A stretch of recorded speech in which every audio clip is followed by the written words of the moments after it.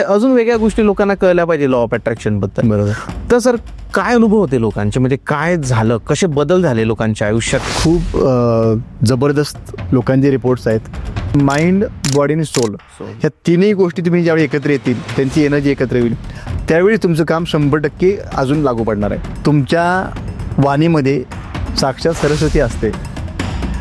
ती फक्त तुम्ही चांगला उपयोग केला तर तुमच्यापाशी राहते, नाही तर राहणार नाही. तुम्ही टेक्निक सांगू शकाल का, मनी टेक्निक्स, की ज्यामुळे त्यांच्या आयुष्यामध्ये थोडा बदल होईल आणि जे लोक पैसा कमवू शकत नाही किंवा कर्जात डुबलेले आणि त्या लोकांना त्याचा बेनिफिट होईल? की पहिल्यांदा मी ती ब्लॉकेजवरती बोलतो. बरं. की हा पैसा न येण्यामागं काही ब्लॉकेज आहेत. त्यातलं एक महत्त्वाचं ब्लॉकेज असं आहे की तुमच्या घरामध्ये असणारी अडचण, ओके, म्हणजे क्लटर, अशा अनेक गोष्टी आपल्या घरामध्ये असतात की ज्या वर्षानुवर्षे तिथं पडलेल्या आहेत, पण आपण त्या वापरत नाही. सर तुम्हाला काय वाटतं की law of attraction, manifestation, mind training, त्याच्यानंतर करिअर पाथ चूज करताना या सगळ्या गोष्टींचा लहान मुलांवर कसा उपयोग तुम्ही करू शकता? अशा बऱ्याच गोष्टी आहेत की ज्या गुरुकुल पद्धतीमध्ये म्हणा किंवा आपल्या पूर्वीच्या काळामध्ये पण वापरल्या जायच्या, त्या आम्ही आमच्याद्वारे, आमच्या काउन्सिलिंगद्वारे मुलांच्यावर पोहोचवते. उदाहरणार्थ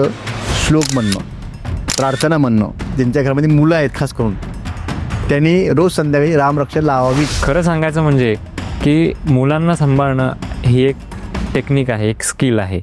आणि स्टुडंट्सना, खास करून स्टुडंट्सना जे अभ्यास कसा करावा, कशा पद्धतीने एक्झाम पास करावेत, कशा पद्धतीने तो एक्झाम फोबिया असेल तो कशा पद्धतीने हँडल करावा, किंवा कशा पद्धतीनं जो फेलियर जरी झालं तरी ते पचवण्याची ताकद यावी, हे सगळ्या गोष्टी खरंच खूप इम्पॉर्टंट असतात. आणि ते पॅरेंट्स, काही पॅरेंट्स शिकवतात त्यांच्या मुलांना, पण काही पॅरेंट्सना स्वतःलाच माहिती नसतं, त्यामुळे त्या मुलांपर्यंत त्या पोहोचत नाहीत. हा रिपोर्ट काय सांगू शकतो एखाद्या व्यक्तीबद्दल?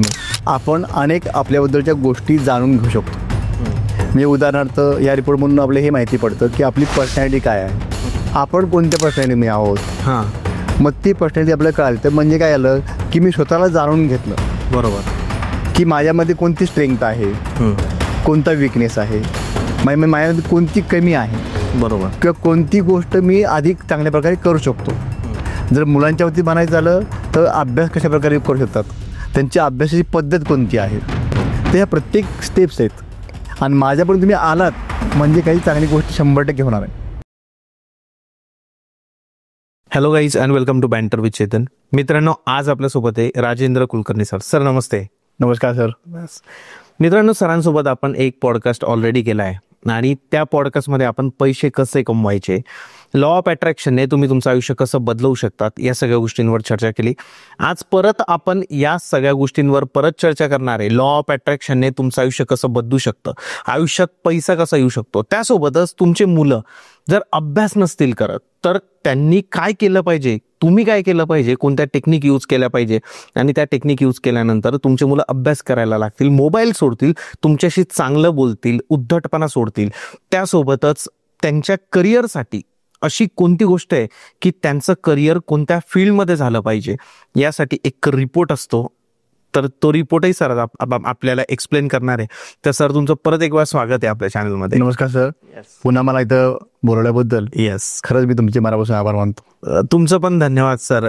जेव्हा आपण कमेंट बघतो आपल्या व्हिडिओच्या खालच्या, तर सगळ्या पॉझिटिव्ह कमेंट्स आहे. पूर्ण जर आपण व्हिडिओ खूप छान कमेंट्स लोकांनी केलेला आहे. सर कसं होतं, एखादा व्हिडिओ आपण करतो आणि व्हिडिओ केल्यानंतर जेव्हा लोक तो व्हिडिओ बघतात आणि त्याच्यातून तुम्हाला कॉल येतात किंवा वॉट एव्हर जे काय गोष्टी होतात, तुमचं कन्सल्टेशन त्यांना होतं. तर मला काही कॉल आले सर, आणि त्या लोकांनी खूप चांगल्या पद्धतीने सांगितलं की किती त्यांना फायदा झाला त्याच्यातून. म्हणून आज आपण भेटलो ऍक्च्युली, की परत म्हणजे अजून वेगळ्या गोष्टी लोकांना कळल्या पाहिजे लॉ ऑफ अट्रॅक्शन बद्दल. बरोबर. तर सर काय अनुभव होते लोकांचे, म्हणजे काय झालं, कसे बदल झाले लोकांच्या आयुष्यात, त्याबद्दल जर बोलायचं झालं तर? खूप जबरदस्त आपल्या लोकांचे रिपोर्ट्स आहेत. म्हणजे काय उदाहरण तुम्हाला मी सांगू शकतो की हल्लीच भरपूर डॉक्टर्स माझ्याकडे येऊन गेले. ओके. त्यातलं एक डॉक्टर, एक मॅडम आहेत पुण्याच्या, की ज्यांनी आपलं कन्सल्टेशन घेतलं. त्यांचा प्रश्न होता की त्यांचं लग्न होत नाही आहे किंवा त्यांच्या लग्नामध्ये खूप अडचणी येत आहेत, स्थळं येत आहेत समोरून, परंतु स्थळांना पुढं रिस्पॉन्स मिळत नाही आहे काहीच. म्हणजे एक स्थळ त्यांना येऊन गेलो होतं 4 महिन्यापूर्वी, आणि ही फोन करते पण त्यांना फोन समोरून काही फोन येत नाही आहे, ते समोरचे जे लोक आहेत ते काही त्यांना ॲन्सर देत नाहीत. ओके. पण हे सगळं का चालू असतं, त्यांच्यामध्ये काही ब्लॉकेज आहेत, काहीतरी निगेटिव्हिटी घरामध्ये पसरलेली असते. म्हणजे त्यांच्या घरामध्ये एवढी निगेटिव्हिटी पसरली होती की त्यांच्या घरामध्ये गार्डन आहे आणि त्या गार्डनमध्ये त्यांनी फुलाची झाडं लावलेली आहेत, परंतु झाडांना फुलं येत नाही, कळे येतात पण फुलं येत नाहीत, किंवा फुलं आलं तर ते फुल कोमसते लगेच, फुलं अशी मोठी जशी व्हायला पाहिजे तशी होत नाहीत, असं त्यांचा प्रॉब्लेम. म्हणजे त्यांच्यामध्ये खूप नकारात्मकता भरलेली होती त्या घरामध्ये वगैरे असे. मग आपल्याला आल्यानंतर आपण काय करतो, पहिल्यांदा त्यांना ब्लेसिंग देतो, कोणीही व्यक्ती असेल तर. म्हणजे मागच्या वेळेला मला बऱ्याच लोकांनी व्हिडिओ बघितल्यानंतर त्यांना काही अनुभव आले असं मला सांगितलं की समजा व्हिडिओ बघितला आणि आमच्यातली काहीतरी चांगल्या गोष्टी झाल्या, नकारात्मकता गेली, हा लोकांचा अनुभव होता. तसं मी पुन्हा एकदा सांगतो की मला परमिशन काही दिलेली आहे देणगी, आणि ती वापरतो तुमच्याकरताच. बघा मी काही देव नाही आहे, परंतु मला काहीतरी ते नॉलेज आहे, मी काही साधना करतो रोज, आणि पहिलं माझं काम असतं की लोकांना ब्लेसिंग करणं, लोकांना आशीर्वाद देणं. मग त्या परिणाम काय होतं की लोकांच्यामध्ये काही चांगल्या गोष्टी व्हायला लागतात. त्याचं उदाहरण मला द्यायचं आहे सर, की जेव्हापासून आपण भेटलो, तुमचा रोज सकाळी एक मेसेज येतो, होय, आणि त्याच्यामध्ये गुड मॉर्निंग विथ ब्लेसिंग्स एक मेसेज दिलेला असतो, आणि तो वाचल्यानंतर एक पॉझिटिव्हिटी निर्माण होते. म्हणजे हे मी मेसेजचा स्क्रीनशॉटही टाकू शकतो तुम्हाला. हे खरंच एक वेगळी पॉझिटिव्हिटी निर्माण होते त्यामागे. बरोबर. तर काय सर ते ऍक्च्युली ब्लेसिंग म्हणजे आउट ऑफ द बॉक्स नाही जात आपण, पण मला त्याबद्दल सांगा खरंच. म्हणजे अगदी लहानपणापासून काय झालेलं आहे की काहीतरी परमिशन मला काही वेगळं दिलेलं आहे असं वाटतं मला. कारण आपण सहज बोलतो काही ती गोष्टी की तुझं भलं, आणि बोलताना मी प्रत्येक सांगतो की तुम्ही चांगलं बोला. हां, तुमच्या वाणीमध्ये साक्षात सरस्वती असते, ती फक्त तुम्ही चांगला उपयोग केला तर तुमच्यापाशी राहते, नाही तर राहणार नाही. मग मी काय करतो की त्या प्रत्येक गोष्टी चांगला उपयोग करायचा प्रयत्न करतो. ओके. आणि माझं काम तो परमेश्वर किंवा ती सरस्वती देवी करते. म्हणजे मी जेव्हा एखादं बोलतो की तुझं काम होईल तर ते 100% होतं असं लोक म्हणतात. तर मला माहिती पडत नाही, मग लोकांचे अनुभव असे असतात की नाही सर तुम्ही बोलला आणि माझं काम झालं. तर असे खूप अनुभव आहेत. आणि मी रोज लोकांना माझ्या मेसेजद्वारे, म्हणजे आमची कम्युनिटी पण आहे व्हॉट्सअपवरती, की ज्यात आम्ही लोकांना रोज ब्लेसिंग देतो, रोज आमचा एक मॉर्निंग मंत्र देतो, रोज संध्याकाळी प्रार्थना आम्ही त्यात शेअर करतो की जे मी लिहितो रोज. कारण ऑलरेडी माझी 2 पुस्तकं प्रकाशित झालेली आहेत. बरोबर, मागच्या वेळी बोललो तसं, बरोबर, की make your life more beautiful आणि मराठीमध्ये तुमचे जीवन अधिक सुंदर बनवा, अशी 2 पुस्तकं ऑलरेडी प्रकाशित झालेली आहेत. आता नजीकच्या काळामध्ये अजून 5 किंवा 6 पुस्तकं येण्याची शक्यता ऑलरेडी लिहून झालेली आहेत. बरोबर. तर तो देखील आपला लोकांच्या करता एक चांगला प्रयत्न असतो. आणि तसंच ह्या आता जे डॉक्टर्स वगैरे येत आहेत किंवा अनेक मोठे मोठे लोक येत आहेत, बरोबर, अगदी सर्वसामान्य लोक देखील येत आहेत, तर तो अनुभव पुन्हा कंटिन्यू करतो मी. मग सांगितलं येस सर, की त्या मॅडम जे आल्यानंतर मग त्यांच्याकडे बघितल्यानंतर थोडंसं काही मला जाणवतं की काही ते त्यांना कोणतं ब्लॉकेज आहे, काय आहे, आणि त्यांना ब्लेसिंग दिले, त्यांना काही गोष्टी शिकवल्या, काही मेडिटेशन आम्ही करून घेतले जागेवर तिथं, आणि त्यांच्या घरामध्ये पण ती एनर्जी आम्ही टाकली तिथं बसूनच. आणि ते झालं त्या घरी गेल्या, दुसऱ्या दिवशी संध्याकाळी त्यांचा एक मेसेज आला की सर तुम्ही साक्षात म्हणजे तुम्ही देव आहात की काय. म्हणलं काय झालं, काय मला पण एक क्युरिओसिटी असते की नक्की काय. बरोबर बरोबर. तर त्यांनी मला फोटो पाठवले की त्यांच्या घरामध्ये आत्तापर्यंत कधी एवढी फुलं येत नव्हती, त्यांची पूर्ण बाग फुलांनी भरून गेलेली आहे.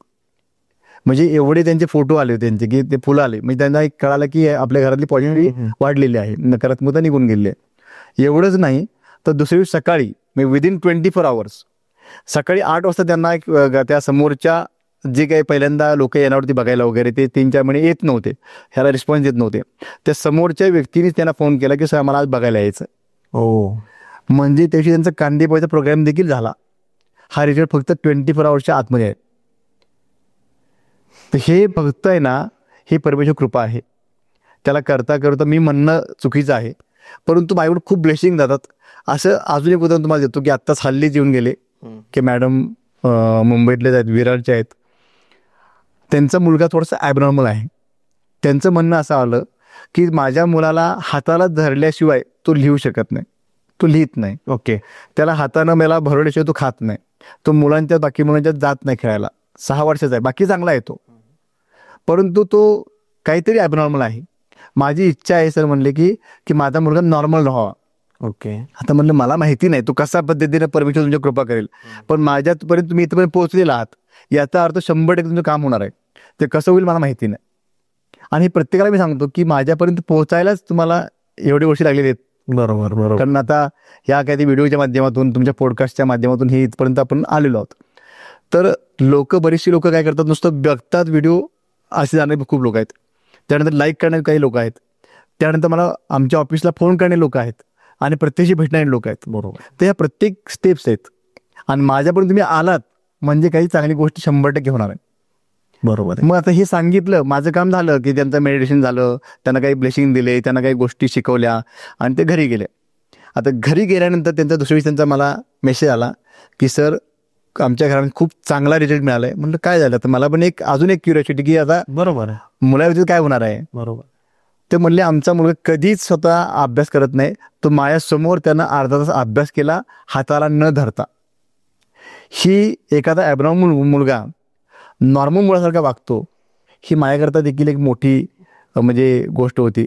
पण हे सगळं करणारा पण तो परमेश्वर आहे. परमेश्वर आहे. तुमच्याकडून मिळवून घेतोय सर. तुम्ही माझ्याकडे येता श्रद्धेनं, भावनेनं, काही चांगल्या भावनेनं येता आणि मी तुम्हाला माझ्या हृदयापासून अगदी तुम्हाला शुभेच्छा देत असतो, त्याला ब्लेसिंग देत असतो आणि ते काम होत असतं.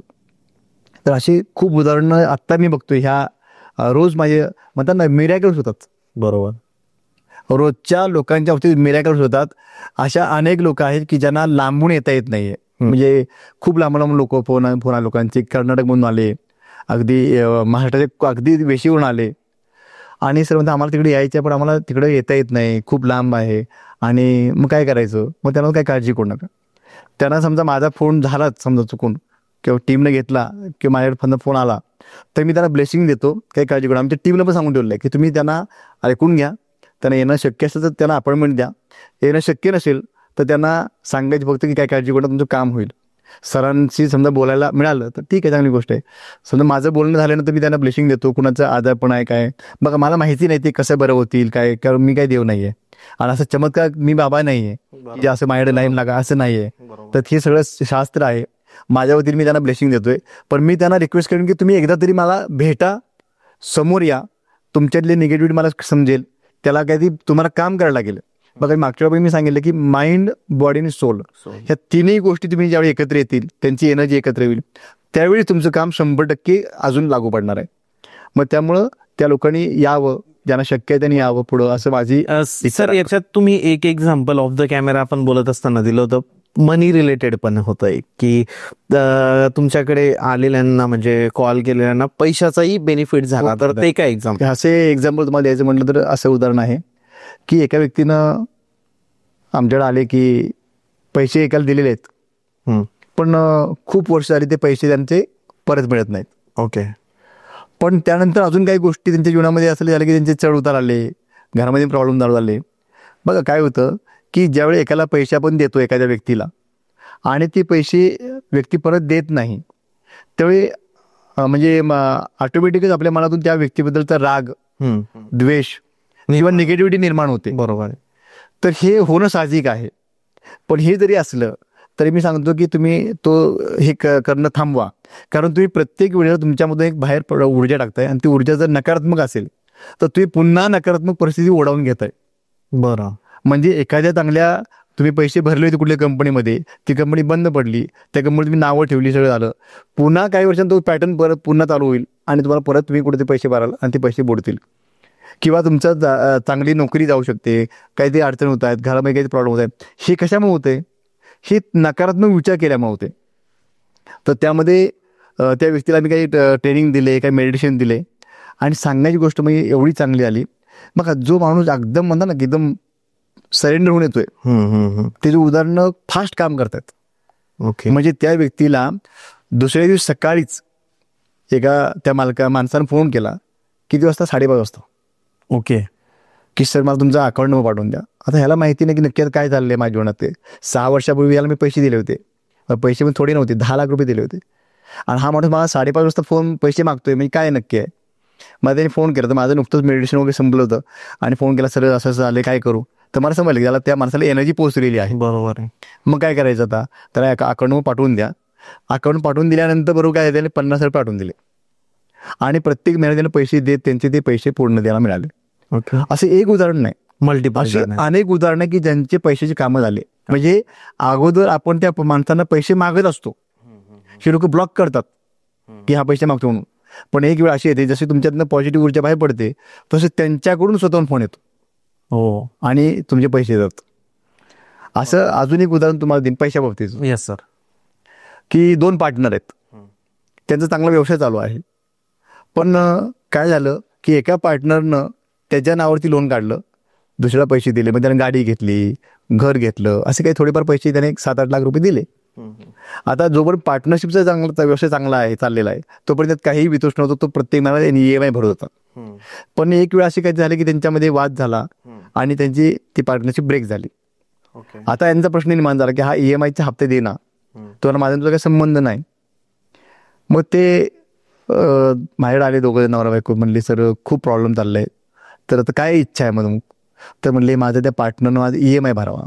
बघा, मी नेहमी सांगतो की तुमची इच्छा एवढी स्ट्रॉंग ठेवा आणि एवढी मोठी ठेवा ना की तिथं अशक्य काहीच नाही आहे. म्हणजे स्वामींचं वाक्य ना, अशक्य ते शक्य करतील स्वामी. अहो म्हणलं माझी इच्छा काय राहणार, तो EMI द्यायला पाहिजे तेवढीच इच्छा राहणार. म्हणलं ती EMI काय भरायला लागतोय? तर म्हणले त्याने पैसे घेतलेत. मग ते पैसे देतील अशी इच्छा करा ना. असं म्हणजे तू पैसे काय, माझा फोन घेत नाही, तू पैसे कसे देणार? म्हणलं हे तुमचं लॉजिक बंद करा. ह्या ठिकाणी आलाय तर तुम्हाला काहीतरी मार्ग चांगला मिळेल, पण इच्छा देताना मोठी इच्छा की जरा पैसे पूर्ण द्यावेत, जेणेकरून तुमचा परत संबंध येणार नाही. बरोबर. म्हणजे ठीक आहे, तुम्ही सर म्हणता तुम्ही, तर आम्ही तसं इच्छा व्यक्त करतो आणि तुम्हाला आम्ही पूर्ण सरेंडर झालेलं आहे, तुम्ही सांगणार ते आम्ही फॉलो करतो. मग ते दिवशी झालं आणि आमचं सगळं ते आमचं सेशन संपलं, मेडिटेशन झालं. मेडिटेशन झाल्याबरोबर स्वतःहून त्यांचा समोर फोन आला. अरे बापरे. समोर फोन. आणि फोन आल्यानंतर मला कळालं की आता त्यांचं करेक्शन झालेलं आहे वरून. आता ओके. फोन आल्यानंतर फोन काही चांगला झाला नाही, त्याला फोनवरनं तो शिवाय करायला लागला वगैरे सगळं झालं. समोरची व्यक्ती जो आता फोन पण घेत नव्हता. मग आता ही व्यक्ती शांत एकदम, तर म्हणलं काही काळजी करू नको, शांत बस. हां. त्यांच्या आईनं त्यांच्या काकीनं वगैरे ऐकल्या ह्या गोष्टी, त्या भांडतो तो. नंतर तेच आमचं सेशन झालं तर ते गेले त्यांच्याकडं की काय झालं, तर तो असा बसले तो मस्तपैकी आणि त्याला इकडून शिवाय घालत. हे माझे मित्र बाजूला बसलेले आहेत. तर काय झालं, तर हे म्हणले अहो तर ह्यानी पैसे घेतले आमचे.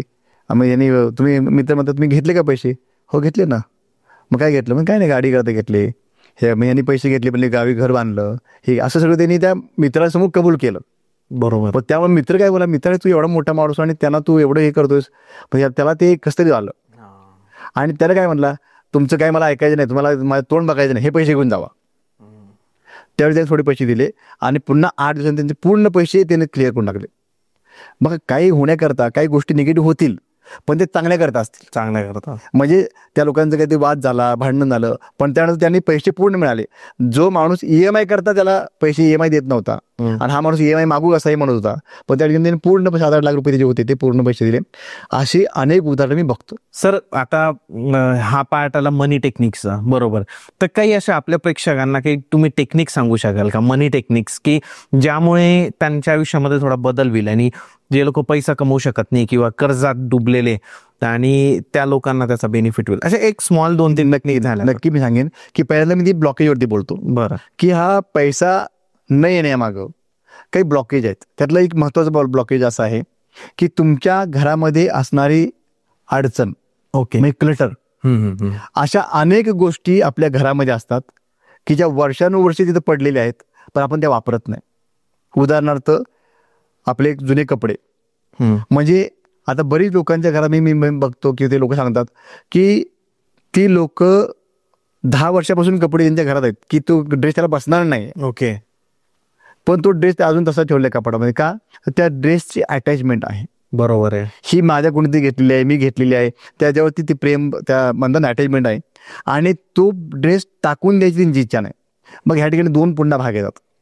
पहिली गोष्ट म्हणजे तुम्हाला श्रीमंत बनायचं असेल तर तुमच्यामध्ये आतमध्ये श्रीमंती यायला पाहिजे. मनामध्ये श्रीमंती यायला, त्याला म्हणजे मी म्हणतो माइंडसेट. ओके. तुमचं माइंडसेट गरिबीचं नाही पाहिजे, तुमचं माइंडसेट पाहिजे रिचनेसचं पाहिजे, म्हणजे श्रीमंतीचं पाहिजे, ते इथून पाहिजे.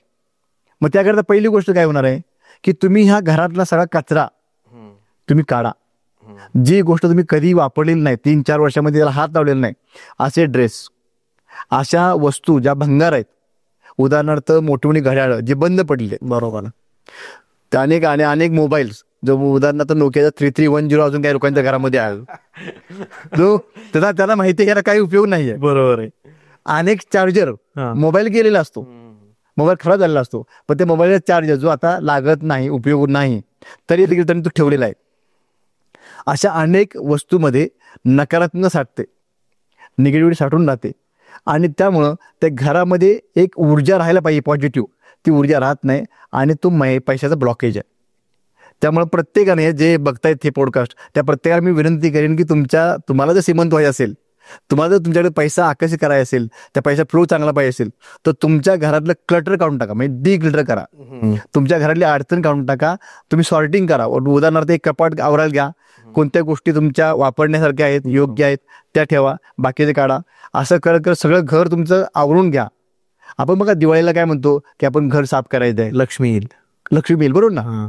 पण लक्ष्मी फक्त दिवाळीला येते का? नाही, लक्ष्मी तुम्ही ज्यावेळेला घर स्वच्छ करणार तेव्हा लक्ष्मी येणार आहे. बरोबर आहे. मी म्हणतो की 2-3 महिन्यांना असं एक ड्राईव्ह घ्यायला हरकत नाही काय, की तुमच्या काही नको असलेल्या वस्तू बाजूला काढा, पण त्या वस्तू देताना पण आहे ना देऊन टाका लगेच. काही लोकांना काय त्यामध्ये पण आहे राहतं, सर गरीब लोकांना दिले तर चालतील का? गरीब लोकांना द्या, दान करा. दान म्हणजे दानच आहे. दान करा, हा. त्यातनं जास्ती आशा करू नका की ह्यातनं काही पैसे मिळतील, नका करू. नाही ना, तर तो पुन्हा गरिबीचा भाग आहे ना. बरोबर आहे. की म्हणजे भंगार आहे ते पण मी देताना ते रद्दी विकताना नाही 10 रुपये नाही 11 रुपये घे ना. बघा तुम्ही बार्गेनिंग करायला नको असं म्हणत नाही, पण त्यातून पैसा छोटा येणार आहे ना, हा, म्हणजे भंगार आहे ते असं, पण तुम्ही घरात पडू. घरात असे तुम्ही बघा माझ्याकडे अशी काही लोक आहेत जी खूप श्रीमंत आहेत, हा. काय त्यांच्या घरी जाणं माझं येणं राहतं काही वेळा, तर त्यांच्या काही सवयी आहेत. काही लोक अशी आहेत मी बघितली की जी म्हणतात की आमच्या घरात उदाहरणार्थ सोफा बदलायचा आहे, बघा त्यांना सोफा बदलायचा आहे, सोफा चांगलाच आहे पण त्यांना नवीन सोफा आणायचा आहे. ते आता काय होतं की नॉर्मल जो सामान्य माणूस काय म्हणतो, ह्या सोफ्याला मी ओएल शो टाकून देईन, ते काही पैसे येतील, बरोबर. मग ते करणं काही वाईट नाही, पण त्याला पण काहीतरी लिमिट आहे ना. थोडक्यात आवरून घ्यायचं पाहिजे, पण नाही. ही श्रीमंत लोक काय करतात, ती त्या भंगाराला फोन करतात, तू काम कर हे घेऊन जा. ते घेऊन जाण्याकरता त्याला 500 रुपये देतात, 1000 रुपये देतील, त्यांच्या काय ती त्याला वाटेल ती देतील. का? ते विचार करतात की हा माझा सोपा घेऊन नाही निघाला, माझ्यातली निगेटिव्ह घेऊन निघालेला, तो माझ्यातलं दरिद्रपणा घेऊन निघालेला आहे, मी त्याला काय केलं पाहिजे, त्याला पैसे दिले पाहिजेत ना. अशी लोक मी बघितलेली आहेत. तर ही लोक उघे श्रीमंत नाही होत, त्यांच्या मनामध्ये श्रीमंती आहे. बरोबर आहे. त्यामुळं हा देण्याचा भाव पहिल्यांदा मी प्रत्येकाला सांगतो की तुम्ही असं काही फुकट द्या असं म्हणत नाही मी, परंतु त्याला प्रत्येक वेळी म्हणजे वेळच्या वेळी विल्हेवाट लावा त्याची. बरोबर आहे सर, इंटरेस्टिंग. म्हणजे हा पहिल्यांदा भाग आला. दुसरी गोष्ट काय होते की तुम्हाला द्यायला पाहिजे, जर तुम्हाला घ्यायचं आहे ना काहीतरी, तो परमेश्वर तुम्हाला द्यायला बसलेला आहे, पण तुम्ही नुसते असे हात करून बसले ना, ते हातामध्ये काही कमी राहील, म्हणजे काही जास्ती काही मिळणार नाही.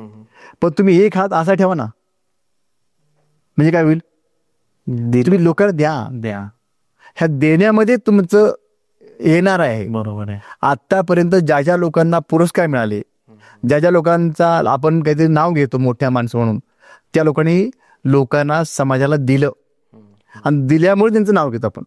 बरोबर आहे. त्यामुळे ही देण्याची भावना, मग त्यामध्ये समजा काय पैसा द्यायचा आहे तुला पाहिजे ना, तर दान करायचे का, दान केलं पाहिजे. दान केलं पाहिजे. आता बघा लोक म्हणतील की किती दान करायला पाहिजे, तर नॉर्मली एखादा व्यक्ती आहे ज्याच्याकडे पैसाच नाही सर, हा, किंवा म्हणजे आता एखादा व्यक्ती कर्जात डुबलेला आहे, तो कसं, आणि पण त्याला सॅलरी येते, मग त्याने तो म्हणे यार मी कशाला दान करू, ऑलरेडी मला कर्ज फेडायचंय. मग खूप चांगला प्रश्न तुम्ही विचारला, कारण आपण म्हणतो माझंच पोट भरत नाही तर मी काय लोकांचं काय. पण काय करायचं की मग आम्ही सांगतो की लोकांना एक 10% अमाऊंट अशी काढली पाहिजे की जे लोकांना चॅरिटी करता वापरली गेली पाहिजे. 10% का? 10% इन्कमच्या 10%. बरं. पण मी म्हणतो 10% पण नका करू ना, 5% करा, 2% करा, अगदी ना ते 1% करू शकता ना. तुम्ही लोकांना सद्भावनेने द्या, की हे लोकांच्या भल्या करतात. देताना पण काय बोलायचं आहे की हे जे मी देतोय हे लोकांच्या भल्या करता देतोय, त्याचं भलं होऊ दे. बरोबर. हे ब्लेसिंग द्या त्याला. ह्या भावनेने दिलेली कोणतीही गोष्ट तुम्हाला फलद्रूप होते, म्हणजे तुमच्याकडे पैसा येऊ शकतो. आता अजून दुसरी गोष्ट अशी आहे की फक्त पैसा द्यायचा आहे का, तर नाही. जसं मगाशी आपण सांगितलं की काही तुमच्या घरामध्ये काही भांडी असतील, म्हणजे असे अनेक लोक आहेत. म्हणजे मी अजून एक उदाहरण सांगतो मला मध्येच आता, की एक व्यक्ती मॅडम आली होती की ती म्हणते आमचा LICचा व्यवसाय चालत नाही, ते एजंट होते, पण म्हणले चालत नाही. मग म्हणलं काय आहे याचे ब्लॉकेज असेल, म्हणजे मी त्यांना विचारलं घरामध्ये घर जर केवढं आहे, तो म्हणले 1 BHK घर आहे. तर घरामध्ये असा माळा कुठं आहे का तुमच्याकडं, हो म्हणले आहे ना पाडणं. माळा मोकळा आहे का, तर नाही भरलेला आहे. मग कशाला भरलेला आहे, तर म्हणले भांडी आहेत म्हणले. बघा भांडी आहेत, भांडी काय आपण टाकणार नाही ना. बरोबर. भांडी मिळाली कुठं, ते म्हणले माझे 2 मुलाचे लग्न आले म्हणले. तर दोन्ही लग्नामध्ये आहेर आले, काही लोकांनी आहेर दिले, म्हणजे रुखवतामध्ये काय मिळाले आणि काय आहेरामध्ये आले. बरोबर. आणि अजून आतापर्यंत हळदी कुंकवाला ह्याला त्याला अशी करून भांडी भरपूर साठलीत, ती भांडीवरती आहेत. त्याला म्हणलं साहेब पैसा यायला पाहिजे का, ही भांडी म्हणलं काढून टाका म्हणलं. ओके. हां, त्यातलं काय करा, तुम्हाला जी लागणारी गोष्ट आहे ती तुम्ही ठेवा. तुम्हाला किती आवश्यक आहेत तेवढे सेट बनवा, तेवढे घरात ठेवा. अजून तुम्हाला वाटलं ना की एक्स्ट्रा काय आपण पाहुणे येण्याकरता ते पण ठेवा बाजूला. पण ते व्यतिरिक्त जे काही गोष्टी आहेत ना, हे पहिल्यांदा तुम्ही काय करा, काढून टाका. मग काढून टाका म्हणजे तुम्ही विका, दान करा, काही करा, पण ते मोकळं करा आणि त्या लक्ष्मीला येण्याकरता जागा द्या. ओके. सांगायची गोष्ट म्हणजे नंतर एक 3-4 महिन्याचा त्यांचा आम्ही फॉलोअप घेतला की तुमच्या घरात काय झालं नक्की आता. तर नाही तुम्ही म्हणल्यानंतर आम्ही लगेच ते आमचं सगळं ते घर आवडलं, त्याला डिक्लेटर केलं, म्हणजे नको तिथे काढलं आम्ही सगळं. आणि भांडी वगैरे आम्ही झोपडपट्टी म्हणजे वाटली म्हणले आम्ही. ओके. तर त्यानंतर म्हणली त्यांना काही पॉलिसी मिळत नव्हत्या बऱ्याच लोकांचे, ते अप्रोच करायचे पण ती पॉलिसी मिळत नव्हत्या. तर त्यांना त्या पुढच्या 2-3 महिन्यामध्ये चांगल्या पॉलिसी मिळाल्या, भरपूर अमाऊंटच्या. अरे वा. जे लाखामध्ये 1-2 लाखाची त्यांची अपेक्षा होती ना, त्याने 10-10 लाखाच्या त्याला पॉलिसी मिळाल्या, खूप मोठ्या. ते म्हणजे सर म्हणले खूप काम केले ह्यावर तुमच्या टेक्निकनं.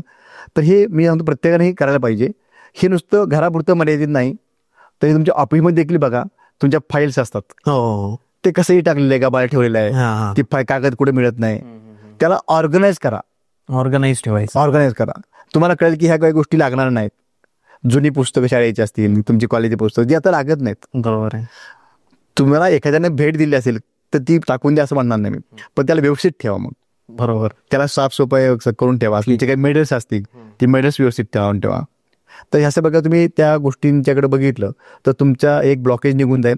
म्हणजे हे केल्यामुळं लोकांची तुमच्याकडून एक सेवा होते, लोकांना तुम्ही ब्लेसिंग देत आहे, ही खूप मोठी गोष्ट आहे. बघा प्रत्येक वेळेला तुम्हाला काही द्यायला पाहिजे असं काही नाही, पण काय द्यायचं आहे. आता प्रत्येक वेळेला हे तुम्ही क्लोटर काढलं, मग आता काय देणार तुम्ही, मग तुमच्यातली घरातली अडचण काढून टाकली, पैसे दोघा तुम्हाला जे शक्य ते दिले, लोकांना दान केले, मग आता तुम्ही काय देऊ शकता लोकांना. तर आता एक परमेश्वरानं तुम्हाला एक भरपूर मोठी गोष्ट दिलेली आहे की जी गोष्ट तुम्ही दिल्यानंतर तुमच्यामध्ये पॉझिटिव्ह ऊर्जा निर्माण होईल, तुम्हाला काही चांगलं अबंडन्स मिळेल आणि दुसऱ्याला देखील चांगलं मिळेल. कोणती गोष्ट सर? ही गोष्ट म्हणजे स्माईल. ओके. ज्यावेळी तुम्ही स्माईल करता, तुम्ही स्माईल केल्यानंतर किंवा स्माईल करून बोलल्यानंतर तुमचा आवाज वेगळा येतो, त्यातून ऊर्जा बाहेर पडताना चांगली ऊर्जा बाहेर पडते.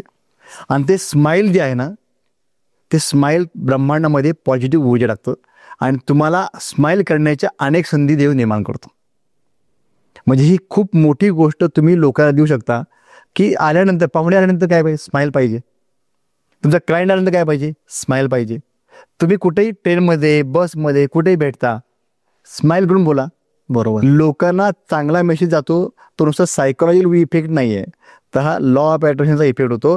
तुम्ही ज्यावेळी चांगलं बोलता, चांगलं स्माईल देता, त्यावेळी ती लोक तुम्हाला ॲप्रिशिएट करतात मनातून किंवा प्रत्यक्ष करतील, परंतु ब्रह्मांडामध्ये एक ऊर्जा जाते, ती जाते पॉझिटिव्ह. बरोबर आहे. त्यामुळं तुम्हाला काय करायचं आजपासून सगळ्यांना, की तुम्ही प्रत्येकानं कोणतेही कार्य करताना, काम करताना, ऑफिसमध्ये असू द्या, घरामध्ये असू द्या, स्माईल करून बोला. बघा आपल्या प्रत्येक वेळेला रडलेला चेहरा आवडतो का? नाही आवडत. रडका चेहरा आवडत नाही कोणालाच, स्माईल केलेला आवडतो. म्हणून प्रत्येक ऑफिसमध्ये बघा, त्या प्रत्येकाला एक ट्रेनिंग दिलं असतं की तुम्ही विथ स्माईल तुम्हाला बोलायचं असतं. बरोबर. का? ती खूप महत्त्वाची गोष्ट आहे. तेव्हा आजपासून प्रत्येकानं स्माईल करायला हरकत नाही काय. बरोबर आहे. अजून सर शेवटची की एखादी टेक्निक असेल मनीची तर बोलायची झाली इन पॉडकास्ट, एक तशा तर भरपूर आहे तुमच्याकडे, भरपूर टेक्निक, टायमाचं आपल्याला. परंतु एक गोष्ट नक्की सांगेन की बी ग्रेटफुल. ओके. कृतज्ञ राहा. प्रत्येक गोष्टीकरता कृतज्ञता व्यक्त करा. तर बरेच लोक काय म्हणतील, सर आमच्याकडे कृतज्ञ राहण्याकरता काय आहेच नाही, आमचं घर भाड्याचं आहे, नोकरी अजून नीट लागलेली नाही, लग्नाचं अजून आमचे वांदे आहेत, असे लोक म्हणतील. पण त्यांच्याकरता मी सांगतो की पहिली गोष्ट कृतज्ञ राहण्यासाठी काय करू शकतो तुम्हाला बघायचे, की तुम्ही आज सकाळी उठलात, देवाचे आभार माना. ओके. आज अनेक लोक आहेत काल झोपलीत पण आज उठलेले नाहीत. खरी गोष्ट आहे सर. आपण ह्या प्रत्येक गोष्टीला ग्रँटेड पकडतो. हे ग्रँटेड पकडायचा प्रश्न बंद करा. प्रत्येक तुमच्या किती गोष्टी आहेत. आज तुम्ही मानव कुळामध्ये जन्माला आलात, ही मोठी गोष्ट आहे सर. आज आपण कुठे माकड असतो, कुठे ते अजून काहीतरी असतो, झाडावर बसलो असतो, माहिती नाही आपल्याला काय. आज आपण चांगल्या एसी मध्ये बसलोय, चांगलं आपलं खायला मिळतंय, चांगले कपडे आपण घातलेत. ही गोष्ट ग्रॅटिट्यूड नाही आहे. ही करा ना. ह्या करता तुम्ही थँक्यू बोला देवाचे. बरोबर. त्या परमेश्वर आभार माना की आज मला तू मानव बनवलंस, कारण आपल्याला बुद्धी दिलेली आहे देवानं. ही मोठी गोष्ट आहे. मग त्यानंतर आपल्या आई वडिलांचे आभार माना. आपल्याला घर दिलेलं आहे. घरामध्ये तुम्ही भले घर भाड्याच असेल, पण त्या घरावर तुम्ही राहताय ना. बरोबर आहे. तुम्हाला आसरा मिळतोय. ज्या घरावर तुम्हाला रात्री झोप लागते, ज्या घरातून तुम्हाला एनर्जी घेऊन तुम्ही बाहेर पडताय रोज, त्याचे आभार माना. अशा अनेक गोष्टी तुमच्याकडे आहेत की ज्याबद्दल तुम्ही कृतज्ञता व्यक्त करू शकता. सर खूप सुंदर आहे तुमचं बोलणं आणि त्याच्यातली जी एनर्जी ना, त्याच्याने एक पॉझिटिव्हिटी खरंच निर्माण होते. जे लोक ऐकत असतील हे ऐकल्यानंतर पण त्यांच्या आयुष्यात एक पॉझिटिव्ह एनर्जी निर्माण होईल आणि भेटल्यानंतरचा तो अनुभव तुम्हालाच माहिती किती वेगळा आहे. सर आता आपण बघतो की लहान मुलं असतात, तर हा खूप मोठा इश्यू झाला आजकाल की मुलांना संस्कार कसे द्यायचे. काय होतं की आई वडील दोन्ही जॉब करत असतात किंवा आजी आजोबा जे आधी राहायचे मुला, बरोबर, ते आता जरा कमी झालेलं आहे. कारण सिटी नाही आवडत आजी आजोबांना वगैरे, त्यांना वाटतं गावाकडे, पण कामानिमित्त ते इकडे येतात. बरोबर. तर मुलांवर संस्कार जसे होतात तसे मुलं पुढे बनत जातात. हा महत्वाचा. अगदी बरोबर. सर तुम्हाला काय वाटतं की law of attraction, manifestation, mind training, त्याच्यानंतर करिअर पाथ चूज करताना या सगळ्या गोष्टींचा लहान मुलांवर कसा उपयोग तुम्ही करू शकता या गोष्टींचा? खूप चांगला आणि महत्त्वाचा प्रश्न आहे की जो आज लोकांच्या जिव्हाळ्याचा प्रश्न आहे. कारण आज काय झालंय की लोकांचे म्हणजे म्हणतात ना की विद्यार्थी आणि ती मुलं त्यांच्या प्रश्नांना घेऊन पालक खूप आता काळजी करतात. ओके. की माझा मुलगा काय करणार, त्याचे प्रश्न आहेत मुलांचे, पालकांचे. की मुलगा अभ्यास करत नाही, मुलगा खूप चिडचिड करतो. अजून एक महत्त्वाचा प्रश्न आहे की मुलगा मोबाईलमध्ये जास्त असतो, की मुलगी किंवा मला सांगतच नाही. म्हणजे पालकांना पडणारे प्रश्न हे खूप आहेत. बऱ्याच लोकांना पालकांना चिंता कसली आहे की मार्कांची चिंता आहे, मुलाला मार्क चांगले मिळत नाही. मग त्यांना एवढं माहीत असते की हा मुलगा आता सिनियरमध्ये पहिलीपर्यंत दुसरीपर्यंत चांगली मार्क पाडायचा, पण आता जसा पुढे चाललेला 8वी 9वीला चाललेला आहे तर त्याचे मार्क कमी होत चाललेले आहेत. आणि त्याचा काहीतरी वेगळेच उपद्रव चालू आहेत की जो पालकांना त्रासदायक होत आहेत. मग ह्या बाकीच्या गोष्टीमुळं पालक त्रस्त आहेत. मग असे ह्यांच्याकरता आम्ही काय करतो की पालकांच्या करता आणि विद्यार्थ्यांच्या करता खास आमचे सेशन्स आहेत, म्हणजे आमचे पर्सनल कोचिंग आहेत. बघा, पहिला मुद्दा काय आहे की मुलांना मार्क्स मिळत नाहीत. मार्क्स नाही मिळत. तुमच्याकडे येणाऱ्या लोकांचा सगळ्यात मोठा मुद्दा आहे का की मार्क्स नाही मिळत आहे? पालकांचा एक मुद्दा असतो की मुलगा आणि मुलगी एक तर त्यांचे मार्क मिळत नाहीत आणि त्यांना पुढं काही असं काही माहिती नाही पुढं काय करायचे ते. बरं.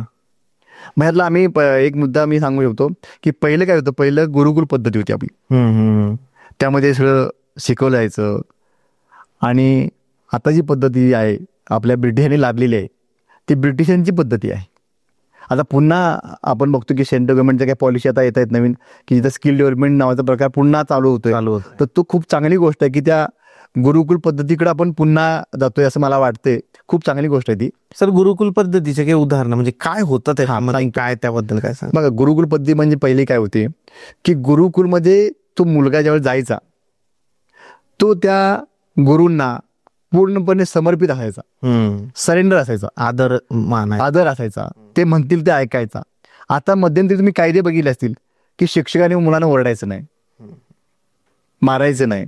बरोबर. एक वेळ आमच्या वेळी पण मारायचे लोक आणि आम्हाला चांगलं वाटायचं. इव्हन आम्ही घडलो असं म्हणतो ना आपण, ह्या पिढी जी घडली ना ही शिक्षकांनी काही बोलल्यामुळं त्यांनी मारल्यामुळं ही पिढी घडली असं मला वाटतं. परंतु आता असे कायदे आले की मानवाधिकाराचे काही हे आलं, काही टर्म्स आल्या आणि मग त्यामुळे लोकांना मुलांना मारायचं नाही, बोलायचं नाही, अशा गोष्टी आल्या. त्यामुळे मुलांच्या मध्ये काही गोष्टी आरोगणनेस म्हणावा तो म्हणतो ना की त्यामुळं शिक्षकांच्या बद्दलचा अनादर आला काही ठिकाणी. मग ज्या ठिकाणी अनादर आहे, रिस्पेक्ट नाही, त्या ठिकाणी दिलेलं ज्ञान त्याला लागू कसं पडणार. म्हणजे पहिली गोष्ट ही आली की त्यांच्याबद्दलचा आदर कमी झाला. दुसरी गोष्ट म्हणजे आता काय आले की आता मुलांना टेबल्स आहेत. गुरुकुल पद्धतीमध्ये किंवा आतापर्यंत आपण बघितलं की त्यामध्ये दररोज पाढे म्हणायला लावले जायचे. ओके. म्हणजे कसं व्हायचं, 5 एके 5, मग दुसरीला म्हणा 5 दुने 10. हा यामध्ये एक रिदम होता, बरं. टोन होता सर, एक ना टोन होता, एक रिदम होता, बरोबर. त्यामध्ये मजा होती, म्युझिक होतं ते. हा हा. पण हे जे आहे ना, ह्यामध्ये काय होतं, ह्याचा सायंटिफिक उपयोग कसा होता सांगतो. आपल्या ब्रेनमध्ये एक असतो लॉजिकल ब्रेन आणि एक असतो क्रिएटिव्ह ब्रेन. ओके. आता लॉजिकल ब्रेन काय करतो की फक्त लॉजिक लावणं, मॅथमॅटिक्स वगैरे अशा गोष्टी, आणि त्या पद्धतीने जर अभ्यास केला आपण, ज्या गोष्टीमध्ये तुम्हाला बोरिंग आहेत, ज्या गोष्टी जबरदस्ती आलेल्या आहेत, त्या गोष्टी जर तुम्ही केल्या तर तो तुमचा म्हणतात ना की डावा मेंदू, लॉजिकल ब्रेन तुमचा वापरला जातो. ओके. आणि जो उजवा मेंदू म्हणतो आपण, जो क्रिएटिव्ह आहे आणि ज्याची कॅपॅसिटी जास्ती आहे. बरोबर. म्हणजे जर तुम्ही लॉजिकल ब्रेनचं जर बघितलं तर त्याची कॅपॅसिटी फक्त 10% आहे, हा. आणि क्रिएटिव्ह ब्रेनची जी कॅपॅसिटी पहिली स्टोरेजची कॅपॅसिटी त्याची 90% आहे. ओके. मग पहिले काय व्हायचं, गुरुकुल पद्धतीमध्ये म्हणा किंवा आमच्या लहानपणी पण आम्ही बघितलं ना की पाडे म्हणायला लावायचे, त्यामध्ये कविता म्हणायला लावायची. इव्हन लहान मुलांना पण कविता जास्त असतात बघा. बरोबर आहे. तो नाचत नाचत बोलतो, रिंगा रिंगा रोजेस पॉकेट फुल्ला पोज. म्हणजे काय होतं, त्यामध्ये डान्स आहे, त्यामध्ये मजा आहे, त्याला क्रिएटिव्ह ब्रेन वापरला जातोय, त्याची मार्क वाढतायत. बरोबर ना. आणि जसं पुढे जातो मुलगा तसे त्यातले तो जे बाकीच्या गोष्टी कमी होतात आणि त्याला फक्त त्या गोष्टी कुठल्या येतात, जास्त थेरॉटिकल पार्ट येतो. पण त्या अभ्यासामध्ये देखील तुम्हाला क्रिएटिव्हनेस आणता येतो, हे आम्ही आमच्या टेक्निकद्वारे शिकवतो. बरोबर आहे. म्हणजे अशा बऱ्याच गोष्टी आहेत की ज्या गुरुकुल पद्धतीमध्ये म्हणा किंवा आपल्या पूर्वीच्या काळामध्ये पण वापरल्या जायच्या, त्या आम्ही आमच्याद्वारे, आमच्या काउन्सिलिंगद्वारे मुलांच्यावर पोहोचवते. उदाहरणार्थ श्लोक म्हणणं, प्रार्थना म्हणणं, त्या प्रार्थनेमध्ये देखील काहीतरी ब्लेसिंग आहेत, रोजची पॉझिटिव्हिटी घरामध्ये पसरते. मी प्रत्येकाला सांगू इच्छितो की तुम्ही सर्वांनी, ज्यांच्या घरामध्ये मुलं आहेत खास करून, त्यांनी रोज संध्याकाळी रामरक्षा लावावीच. रामरक्षा. हो, रोज संध्याकाळी घरामध्ये 3 वेळेला आपण ज्यावेळी लक्ष्मी घरात येते असं म्हणतो, बरोबर, त्यावेळी घरामध्ये रामरक्षा लावा, हनुमान स्तोत्र लावा. जे आपलं आहे त्याला वापरा, त्यामुळे तुम्ही घरामध्ये पॉझिटिव्ह पसेल. आणि ते झालं की मुलांना, आपण पहिले काय व्हायचं की मुलं सगळ्यांना नमस्कार करायचे. हो, नमस्कार, आई वडिलांना नमस्कार करायची, घरातील मोठ्या माणसांना नमस्कार करायची, त्यांचे आशीर्वाद घ्यायची. ही पद्धती आम्ही पुन्हा आमच्या काउन्सिलिंगद्वारे लोकांना सांगतोय. बरी लोक करतायत पण, परंतु अजून हे लोकांच्यापर्यंत पोहोचलं पाहिजे आणि जास्तीत जास्त पोहोचलं पाहिजे, जेणेकरून त्या मुलांच्या मध्ये सकारात्मकता येईल, त्या घरामध्ये चांगलं वातावरण निर्माण होईल. तुम्ही स्वतः सर ट्रेन करतात का मुलांना? मी एकटा नाही आहे. ओके. तर माझ्यासोबत अजून माझे को ट्रेनरच आहेत. ओके. की ज्यांना मी ह्या गोष्टी ऑलरेडी शिकवलेल्या आहेत, त्यांनी त्या वापरलेल्या आहेत, आणि अशा गोष्टी आम्ही त्या मुलांच्यापर्यंत पोहोचवण्याचा प्रयत्न करतोय. ओके. हो. पण ह्याच्या अगोदर अजून काही गोष्टी सांगेन की ह्या मुलांच्या मध्ये अशा प्रकारचे टेक्निक्स, मग त्याला आम्ही म्हणतो बघा, एक उदाहरण मध्ये देतो, म्हणजे की एखाद्या मुलगा अभ्यास करतो आणि परीक्षा जातो, परीक्षेला मार्क पडल्यानंतर त्याची, आपण जे काही मार्क येतात, बरोबर, परीक्षा दिल्यानंतर, मग ती त्याची पद्धती जी आहे ना, त्याचं मग त्याला किती अभ्यास केलाय हे बघण्याची त्याची ही एक पद्धत आपली.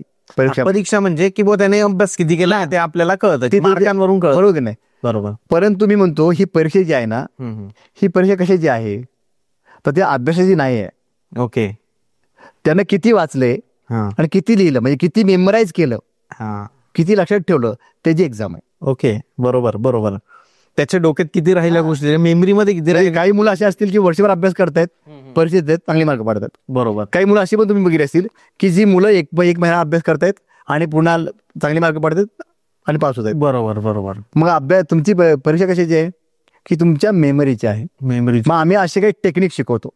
ओके. स्टडी टेक्निक्स, की जो अभ्यास करतानाच अशा पद्धतीने अभ्यास करा की तुमच्या लक्षात राहील. बरोबर आहे. आणि मेमरी टेक्निक्स आहेत. मुलांना आम्ही ह्या गोष्टी शिकवतो की त्यांच्यात डिप्रेशन आहे, त्यांच्यात एन्झायटी आहे, ती काढण्याकरता मदत करतो. त्याला पुन्हा काही कारणीभूत आहे, त्यांचे नातेसंबंध, आई वडील त्यांची बोलताना नीट बोलत नाहीयेत, त्यांना त्यांच्याशी बोलणं कसं पाहिजे, तो संवाद कसा व्हायला पाहिजे, ही आईवडिलांना आम्ही शिकवतो. म्हणजे आईवडिलांचे वेगळे आमचे सेशन्स असतात. ज्यावेळी पर्सनल कोचिंग म्हणतो तर मुलाकरता फक्त नाहीत, ते आईवडिलांच्या करता देखील आहेत. आई वडीलच मुलावर संस्कार, ते मेन आहेत ना. म्हणजे घरातलं वातावरण कसं पाहिजे, त्या नवरा वेगून कसं त्यांनी राहिलं पाहिजे, ह्या गोष्टी शिकवतो. आणि ह्या गोष्टी आम्ही त्यांना शिकवत असतो आणि याचे रिझल्ट खूप चांगले आहेत. ओके. तर असे आमच्या सोबत एक को ट्रेनर आहेत. ओके.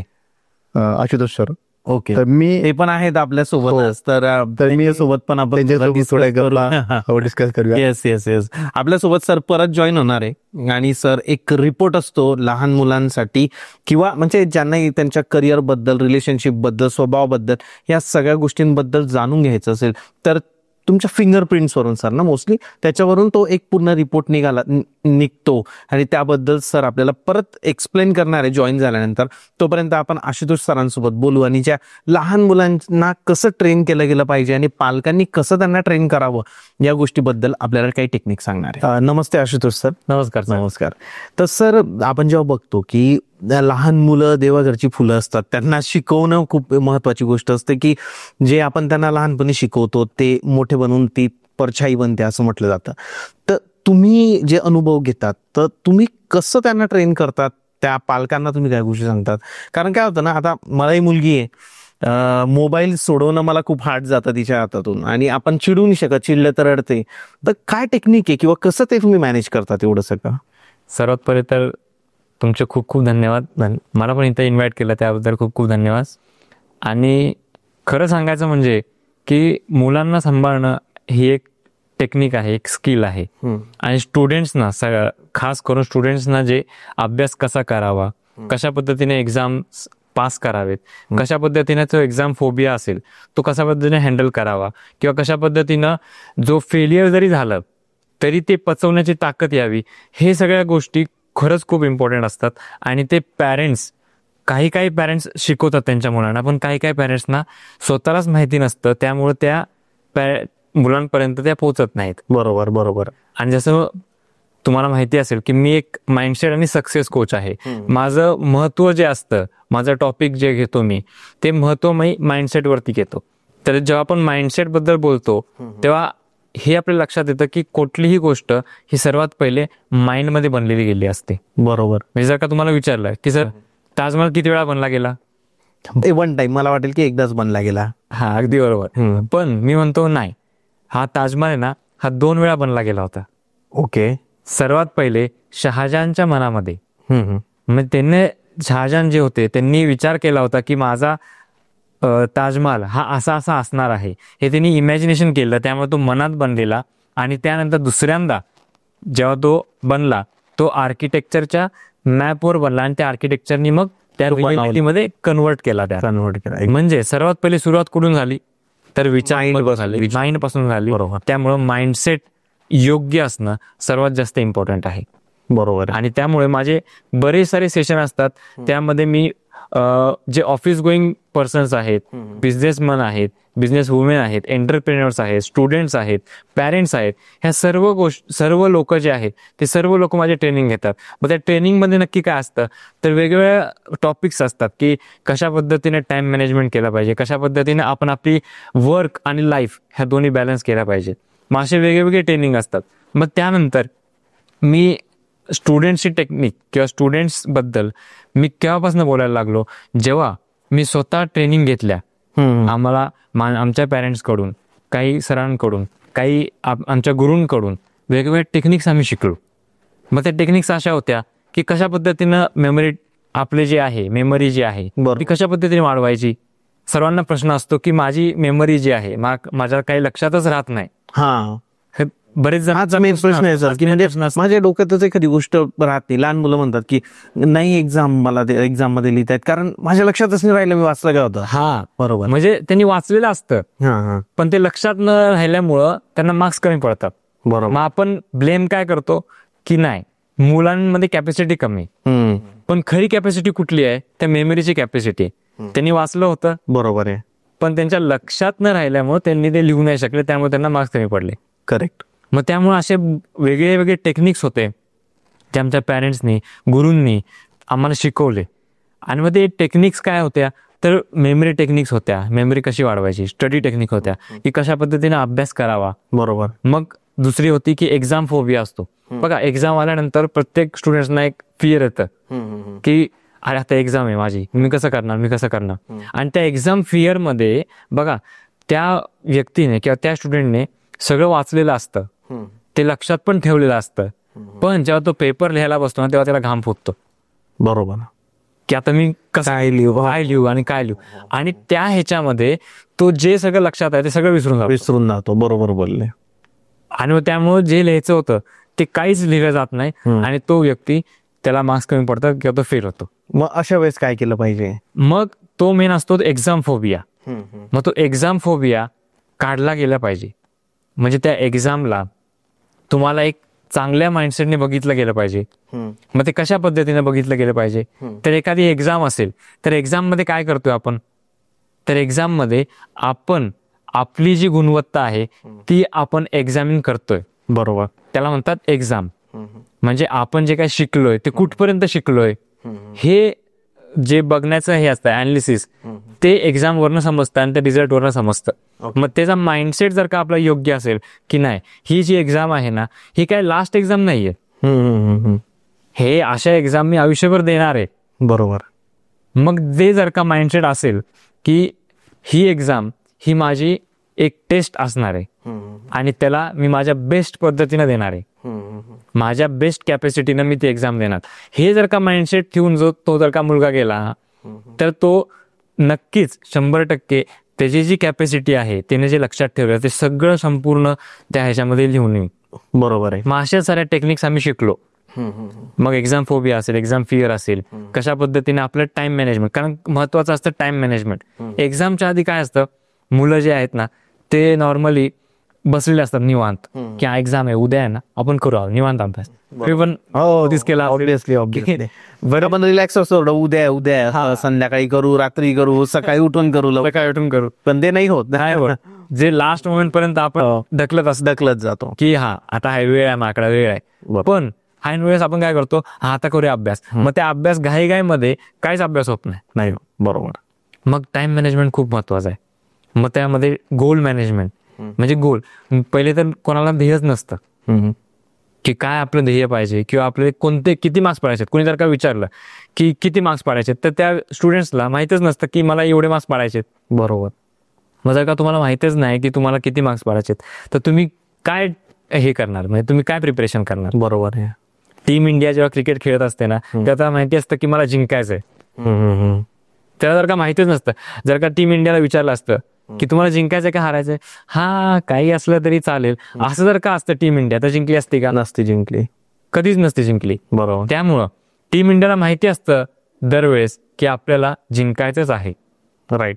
आणि हे असल्यामुळं काय होतं, त्या पद्धतीने ती प्रिपरेशन करत असते, त्या पद्धतीने ती टीम वर्क असतो. बरोबर. बरोबर. त्यामुळे गोल असणं जीवनामध्ये महत्वाचं खूप महत्वाचं आहे. एक्झॅक्ट. आणि ते गोल स्टुडंट्सच्या आयुष्यामध्ये नसतं त्यामुळे ते भटकतात, इकडे ते भटकतात. एक्झॅक्टली. त्यामुळे गोल असणं खूप महत्वाचं. मग ते गोल मॅनेजमेंट कसं करायचं ह्या सर्व गोष्टी आपण त्या ट्रेनिंग मध्ये आपण त्यांना देतो. मग ह्याची सुरुवात कुठून झाली तर मी आधी 21 डेजचा एक कोर्स असायचा माझा, तो असतो आनंद. तर 21 डेजच्या कोर्समध्ये बरेचसे पॅरेंट्स असतात, बरेचसे ऑफिस गोईंग पर्सन असतात, एंटरप्रेनर्स असतात, बिझनेस असतात. तो ऑनलाईन प्रोग्राम असतो. मग त्या 21 डेजच्या प्रोग्राममध्ये लोकांचा प्रतिसाद एवढा वाढला, चांगला छान वाटला की त्या 21 डेजमध्ये दर दिवशी 1 तास मी रोज सगळ्यांना भेटायचो आणि नवीन नवीन गोष्टी त्यांना, नवीन नवीन रोज टॉपिक असायचे. ओके. मग त्या नवीन नवीन टॉपिकवरती त्यांना नॉलेज देण्याचं काम असायचं की ग्रेटफुलनेस, ग्रॅटिट्यूड, कशा पद्धतीने लॉ ऑफ अट्रॅक्शन आपल्या वर्कमध्ये, आपल्या कोणत्याही गोष्टीमध्ये कशा पद्धतीनं अप्लाय करायचा, बरोबर, किंवा ग्रॅटिट्यूड असेल त्याचं महत्व काय, मॅनेजमेंट, टाइम मॅनेजमेंट, गोल मॅनेजमेंट, असे वेगवेगळे पार्ट्स असतात आपल्या ट्रेनिंगमध्ये. मग तो लोकांना एवढा आवडला, त्याचा एवढा प्रतिसाद चांगला आला की त्या लोकांनी मला सांगितलं की सर तुम्ही आम्हाला एवढं चांगलं सांगताय, आमच्या आयुष्यात आमची आता 50शी उलटली तर आम्हाला थोडाफार फरक पडेल, पण जे आता नवीन आहेत, ज्यांचं करिअर अजून घडायचं, ज्यांची लाईफ अजून घडायची आहे, त्यांना जर का हे भेटलं तर किती चांगलं होईल. बरोबर. ते म्हणले सर तुम्ही काय करा, तुम्ही असं ट्रेनिंग घ्यायला ऑनलाईन, ऑफलाईन तर ट्रेनिंग ऑलरेडी आमचे असतात. लेट्स विन नावाचं एक वर्कशॉप ऑलरेडी आपलं यशस्वी भाऊ कंपनी करत असते, बरोबर, जी गेल्या 2014 पासून करत आलेली आहे. करेक्ट. हा, मग तशी ऑनलाईन घेण्याची आयडिया ते मला त्या ह्यांच्याकडनं फीडबॅक भेटला मला की नाही सर तुम्ही ऑनलाईन पण चालू करा, जेणेकरून आमच्या मुलांना पण ते सेशन भेटतील. मग ते सेशन स्टार्ट केलं. त्यानंतर मग लोकांचे स्टुडंट्सना शिकवलं गेलं त्या गोष्टी. 7 डेजचा तो प्रोग्राम होता, ऑनलाईन प्रोग्राम. त्यामुळे बऱ्याचशा गोष्टी स्टुडंट्सना शिकवल्या गेल्या आणि त्यांना एवढा फायदा झाला की त्यांनी त्या टेक्निक्स वापरून त्यांची जी मेमरी आहे ती त्यांची वाढली. त्यांनी जे स्ट्रेस घेतला होता, कारण सगळ्यात महत्वाचं असतं स्ट्रेस. बरोबर. स्ट्रेस मॅनेजमेंट करणं सर्वात महत्वाचं आहे. कारण तुम्ही बघितलं असेल की स्टुडंट्स असतो ना, त्यांना प्रेशर असतो पॅरेंट्सचा आणि सोसायटल प्रेशर असतो की नाही तुला एवढे मार्क्स पाडायचे, तुला हे करायचंय, तुला ते करायचंय, आणि त्याला जबाबदारी असते की नाही मला एवढे मार्क्स पाडायचे. आणि ते करत असताना त्याला आतमध्ये स्ट्रेस निर्माण होतो. बरोबर. आणि तो स्ट्रेस निर्माण झाला तर त्याच्याकडनं तो डिप्रेशनमध्ये जातो. त्या व्यक्तीला काय करू काय नाही, काय पॉझिटिव्ह करायचं काय नाही करायचं हे त्याला समजत नाही, कन्फ्यूज होऊन जातं.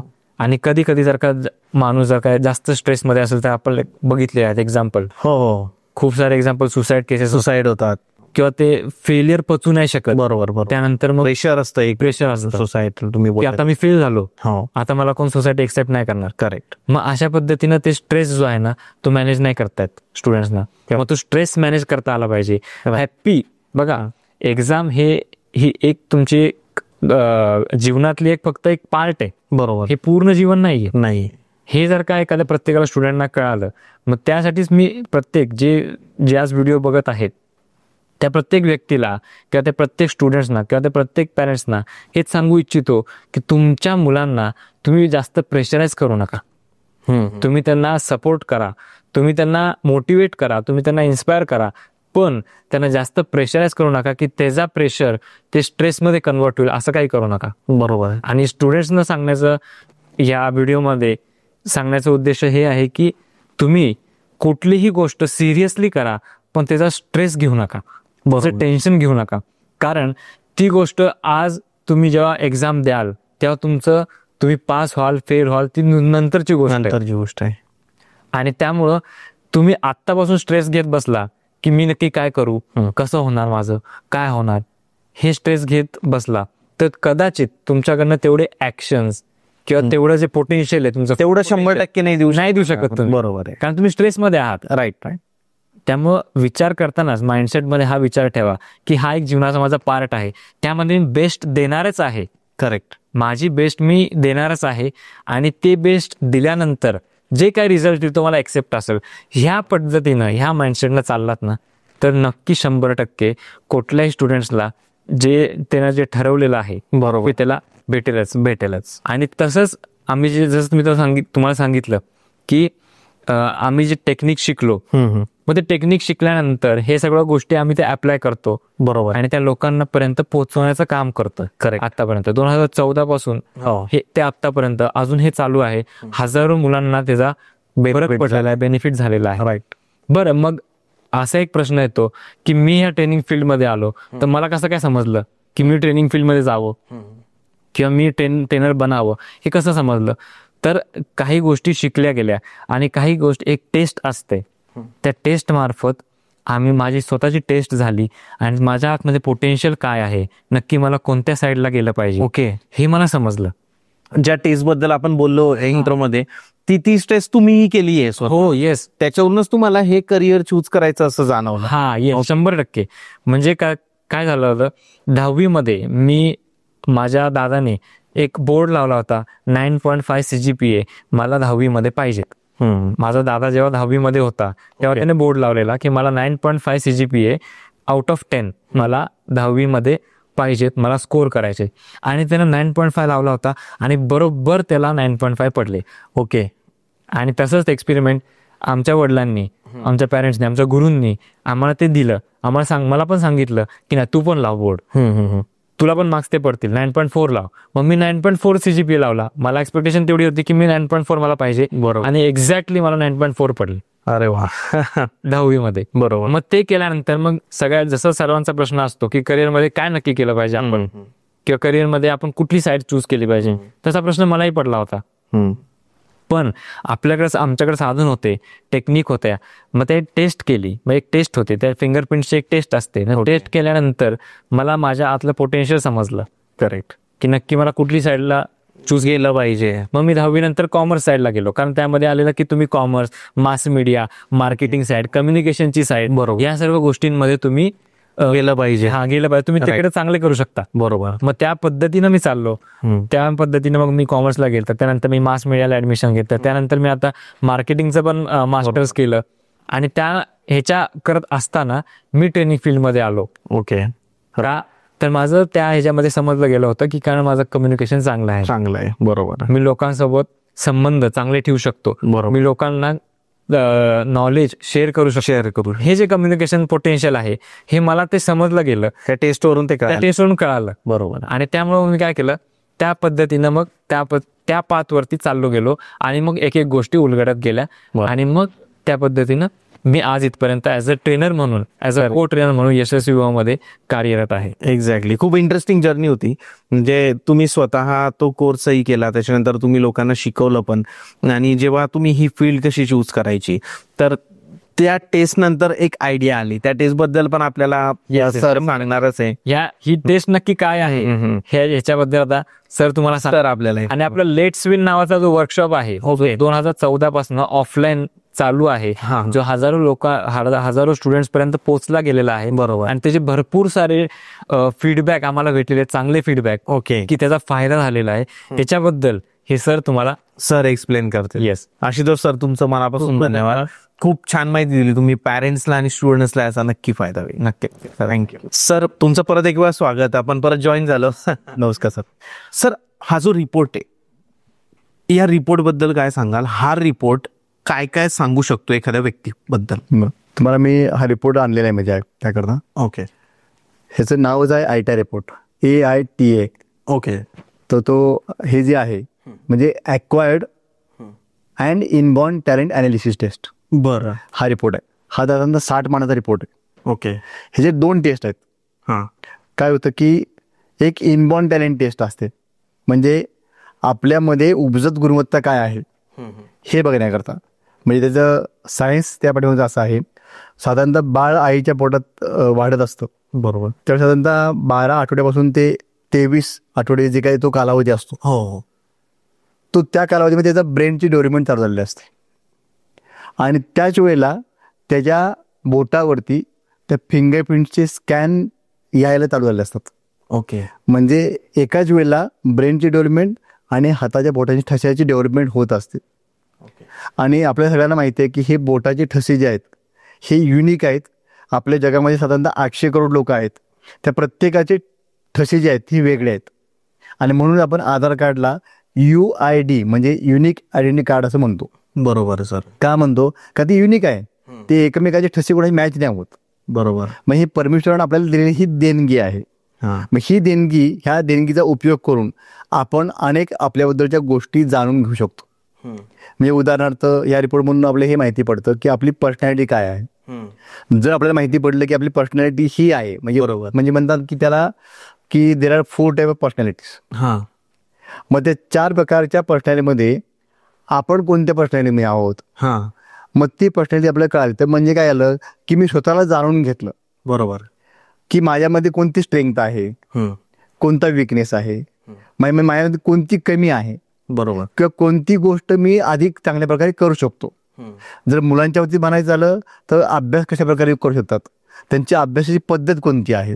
बरोबर. म्हणजे 3 प्रकारच्या पद्धती असतात.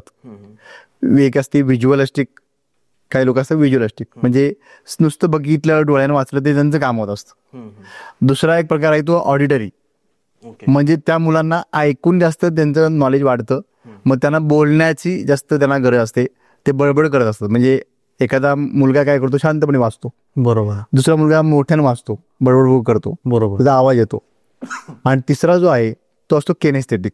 केनेस्थेटिक हा म्हणजे काय की त्याला प्रॅक्टिकली जास्त राहावं. ती मुलं एका जागेला शांत बसत नाहीत, ती बसली ती हालचाल करतील, पेन काढतील, कोणा अक्षरला पेन घेतील, काही करतील, TV बघतील अभ्यास करताना, पण तरी त्यांचा अभ्यास चांगला होतो. बरोबर. म्हणजे काय आलं की काही मुलांचा व्हिज्युअलिस्टिक त्यांना सहज नुसतं डोळ्यांना देखील अभ्यास होऊन जाईल.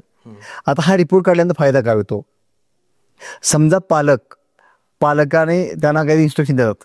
बघा एखादा मुलगा मोठ्यानं वाचतोय तर पालक काय म्हणतात, अरे असं वाचत आम्ही काय हा अभ्यास केला, आम्ही मन लावून अभ्यास केला, मन शांतपणे अभ्यास केला, आणि तू काय बडबड करतोयस.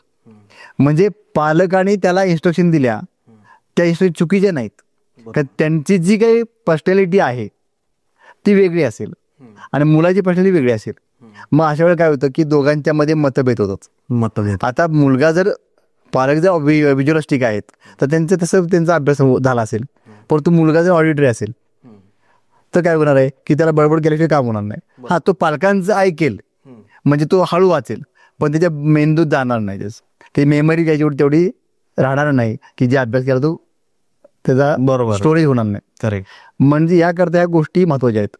अजून महत्त्वाची गोष्ट काय आहे की ह्या रिपोर्टमध्ये आपल्या ब्रेनच्या प्रत्येक लोबचं ॲनालिसिस केलेलं असतं. म्हणजे थोडक्यात तुम्हाला सांगायचं म्हटलं की आपल्या ब्रेनचे 2 पार्ट आहेत, एक लेफ्ट ब्रेन आहे, एक राईट ब्रेन. बरोबर. त्यामध्ये अगेन देर आर 5 लोब्स, म्हणजे 5 लोब्स आहेत, म्हणजे 10 लोब झाले. आपले 10 फिंगर्स आहेत. बरोबर. मग प्रत्येक फिंगर, प्रत्येक बोट ह्या प्रत्येक लोबला कनेक्टेड आहे. ओके. हे शास्त्र आहे. ओके. आणि मग तुम्हाला तुमच्या ब्रेनचं ॲनालिसिस करण्याकरता त्या ब्रेनला उघडायची गरज नाही. तुम्ही जस्ट बायोमेट्रिक टेस्ट तुम्ही ही तुमच्या ब्रेनचं ॲनालिसिस करू शकता. एवढी सायंटिफिक ही टेस्ट आहे. त्यामध्ये आपण जर बघितलं की यामध्ये 10 या ठिकाणी बघा पार्ट आहेत. 1 2 3 4 5. हा डावा बाजू, ही उजवी बाजू. बरोबर ना. अशा प्रकारचं त्याचं ॲनालिसिस केलं जातं. सर, मग आता हे जे फिंगरप्रिंट्स आहे आपल्या मुलांच्या, तर त्या स्कॅन केल्यानंतर हा रिपोर्ट निघतो ऍक्च्युअली. हा, त्यात 2 टेस्ट आहे त्यामध्ये. हा. जी इनबॉर्न टॅलेंट ॲनालिसिस टेस्ट जी म्हणतोय मी, बरोबर, त्या टेस्टमध्ये तुम्हाला फिंगरप्रिंट स्कॅन करतो आपण. ओके. आणि त्याचं ॲनालिसिस करून आपल्याला एक पार्ट मिळतोय. बरोबर. दुसरा जो पार्ट आहे, जो अक्वायर्ड टॅलेंटचा जो आहे. अक्वायर्ड म्हणजे काय की आतापर्यंत आपण अनेक गोष्टी शिकलो, त्याला मी संपादित ज्ञान. बरोबर. आतापर्यंत आपण काही गोष्टी शिकलो, त्या संपादित ज्ञान, ते अक्वायर्ड टॅलेंट आहे. त्याकरता आमच्याकडे काही क्वेश्चन आन्सर आहेत, म्हणजे MCQ टाईप आहेत, पण ती कशी आहे, सायकोलॉजिकल आहे. ओके. मग त्या दोन्ही टेस्ट आम्ही एकत्र करतोय. बघा काय होतं, बाजारामध्ये अशा अनेक टेस्ट करणारे लोक आहेत. ओके. आम्ही आमच्याकडे असं का म्हणतो त्याचं कारण आहे. काय हा प्रश्न लोकांना पडेल ना, काय वेगळं काय हा वेगळं काय. तर आमच्याकडं इनबॉर्न टॅलेंट टेस्ट इथं दाखवलेले आहे त्याचे रिपोर्ट. बरोबर. अक्वायर्ड टॅलेंट टेस्टचे रिपोर्ट इथं बाजूला दाखवले. आम्ही कम्पेअर करतो दोन्ही. ओके. MCQ ची आणि फिंगरप्रिंटची तुम्ही मॅच करतात. सायकोलॉजिकल टेस्ट आहे आणि जी इनबॉर्न टॅलेंट टेस्ट आहे, ह्या दोन्हीचे रिपोर्ट आम्ही दाखवतो. हे तुझं इनबॉर्न टॅलेंट आहे. बरोबर. आणि हे तू कमी केले, वाढवलेस का, डेव्हलप केलेस का, हे पुढे दाखवतो आम्ही. म्हणजे काय आलं की तुम्हाला तुमच्याबद्दलचं ज्ञान आतापर्यंत मिळालं, फक्त इनबॉर्नचं नाही मिळालं. बरोबर. त्यामुळं समजा उदाहरणार्थ ह्या दुसऱ्या पार्टमध्ये मॅथमॅटिकल किंवा लॉजिकलचा जो लाल दिसतोय ते भाग आहे, पण या व्यक्तीनं काही ट्रेनिंग घेतले, काही क्लासेस लावले, स्वतःवरती जास्त काम केलं आणि तो पार्ट त्याने वाढवलेला आहे. ओके. म्हणजे आता करिअर चूज करताना याचा उपयोग होणार आहे की याला करिअर कोणतं चूज करायला पाहिजे, हे आम्ही नुसतं एका टेस्टवर सांगत नाही. ओके. ह्या दोन्ही टेस्ट असल्याचा हा फायदा आहे. आणि यामध्ये तुम्हाला प्रत्येक गोष्ट म्हणजे इंट्रापर्सनल, म्हणजे स्वतःबद्दल तुझी किती माहिती आहे, तुझं गोल सेटिंग कसं असलं पाहिजे, तू प्लॅनिंग करू शकेल का, तो इंटरपर्सनल स्किल कसे आहेत त्याचे, चांगले आहेत का, एकमेकांना समजून घेण्याची वृत्ती कशी आहे. बरोबर. त्याचं मॅथमॅटिक्स कसं आहे, लॉजिकल त्याचं सेन्स तो कसा आहे, त्याचं लिंग्विस्टिक भाषा कशी आहे, त्याला इमॅजिनेशन पॉवर किती आहे. बरीच लोक काय फसतात, माहिती पडत नाही त्यांना पुढे काय करायचं. बरोबर. मग त्यांची क्रिएटिव्हिटी किती आहे, त्यांचा बायोलॉजी विषय कसा आहे, फिजिक्स कसं आहे, ह्या सर्व गोष्टींची ह्यात माहिती मिळते आपल्याला. ओके. त्याची शरीर प्रकृती कशी आहे, त्याला याच्यावरून सगळं माहिती पडतं. स्वभाव पण समजतो, स्वभाव माहिती पडतो की एखाद्या व्यक्तीला त्याच्या समोरची व्यक्ती, तो त्या व्यक्ती कसं वागेल. समजा ते एक आपल्याला ह्यात असं एक चार्ट आम्ही दिलेला आहे की समजा की त्या व्यक्तीचा पर्सनॅलिटी एक आलेली आहे. बघा, पर्सनॅलिटीचे पहिल्यांदा तुम्हाला टाईप सांगतो. 4 टाईप आहे पर्सनॅलिटीचे. ते 4 टाईप कुठले आहेत, तर यामध्ये पहिल्यांदा आहे डॉमिनंट, त्याला आम्ही इगलचं चित्र दिलेलं आहे. बरोबर. दुसरं आहे इन्फ्लुएन्शियल, त्याला आम्ही पिकॉकचं म्हणजे मोरा चित्र. नंतर कंप्लायंट आणि त्याला आऊलचं दिलेलं आहे. आणि स्टेडी म्हणजे त्याला काय दिलंय, डव दिलेलं आहे, कबूतर दिलंय. अशा 4 प्रकारच्या पर्सनॅलिटी आहेत. राईट. मी ह्या पर्सनॅलिटीमध्ये प्रत्येक माणूस प्रत्येकाशी वागताना काय सारखं वागणार नाही. मग कसा वागेल, मग त्यामध्ये आम्ही काय केलंय की तुमची पर्सनॅलिटी काय आहे, समोरची व्यक्ती कोण असेल, बरोबर, ते तुमचं जमेल का, हे देखील सांगतो. म्हणजे सर पार्टनर पण इथं मॅच हो का. ओके. हा रिपोर्ट फक्त मुलांच्या करता नाहीये, हा रिपोर्ट तुमचा लाईफचा रिपोर्ट आहे. जे आशुतोष सरांनी आपल्याला सांगितलं की त्यांनी करिअर पाथ चूज करताना एक टेस्ट केली होती, ही टेस्ट, हाच रिपोर्ट त्यांना हा मिळाला. रिपोर्ट काढला आणि मग ते मास या रिपोर्ट काढल्यानंतर त्यांना कळालं की माझ्यामध्ये काय काय गुणवत्ता आहेत, तर मी लोकांना समजून घेऊ शकतो. बरोबर. लोकांचं ऐकून घेण्याची माझी वृत्ती आहे. मग ज्यावेळी काउन्सिलर असतो, डॉक्टर असतो, त्या व्यक्तींनाही खूप गरज असते की लोकांना समजून घेणं. बरोबर. जसं की तुमचं पण त्या पार्ट तो खूप चांगला असेल, कारण त्याशिवाय तुम्ही एवढं हे करू शकत नाही. लोकांना समजून घेणं, ऐकून घेणं, हा जो पार्ट तो महत्वाचा आहे. दुसरी गोष्ट आहे की लिंग्विस्टिक, भाषा खूप चांगली असणार आहे, बोलणं चांगलं असलं पाहिजे. बरोबर. ह्या गोष्टी आहेत. स्वतःचं प्लॅनिंग म्हणजे इंट्रापर्सनल स्किल जे आहे ते खूप चांगलं असलं पाहिजे. ओके. की जो ज्याचा इंट्रापर्सनल स्किल चांगला आहे तो गोल सेटिंग करू शकतो प्रॉपर, तो प्रॉपर मॅनेजमेंट करू शकतो, तो त्याची स्वप्न देखील मोठी असतात. बरोबर. दुसरा जो पार्ट असतो खाली मॅथमॅटिक्स वगैरे आहे, तो अशा प्रकारे प्रत्येक 10 बोटांना 10 तुमचे लोब्स कनेक्ट केलेले आहेत आणि त्या प्रत्येकावरून तुमचं अनालिसिस केलं जातं. या रिपोर्टवरून तुम्हाला IQ किती आहे, म्हणजे तुमचा बुद्ध्यांक किती आहे ते माहिती पडतं, तुमचा EQ किती आहे. आता लोकांना IQ फक्त माहिती आहे, त्यापुढे EQ म्हणजे इमोशनल क्वेश्चन किती आहे ते माहिती नाही. CQ म्हणजे क्रिएटिव्ह क्वेश्चन किती आहे तो माहिती पण पडतो. प्लस AQ म्हणजे ऍडव्हर्सिटी क्वेश्चन किती आहे. ह्या सर्व गोष्टी आपल्याला जीवनामध्ये पुढे जाण्याकरता खूप महत्वाच्या असतात. कारण ज्या व्यक्तीचा EQ कमी आहे, अशी काही उदाहरण तुम्हाला सांगितले फक्त म्हणजे 1-2 उदाहरणं. उदाहरणार्थ भैयू महाराज, एक मोठी व्यक्ती, खूप ज्ञानी व्यक्ती, भैयाजी महाराज. भैयू महाराज, तर त्यांनी सुसाईड केलं. हो बरोबर. EQ कमी आहे.